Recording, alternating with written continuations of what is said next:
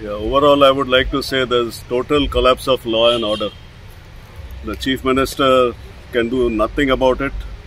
I don't know. The Deputy Collector also should take some action and listen to the voices of the people, because it's not right to trespass somebody else's property and get the work done, and then afterwards, this is like total gundagiri.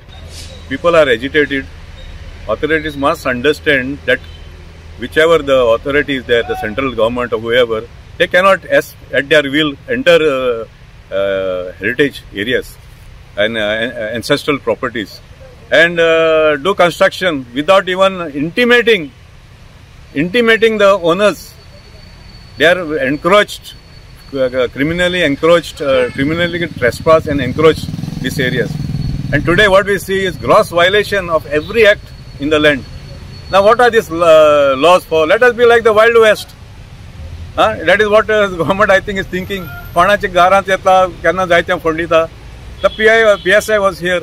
We appealed to him to, at least ask the RVNL to maintain a status quo. He's saying, no, I have got instruction from my higher-ups from the Deputy Collector not to stop any work. When the land is violated, the Deputy Collector is also supposed to be part of he's a government servant. He has to come and to look into these issues. He has to come on the ground.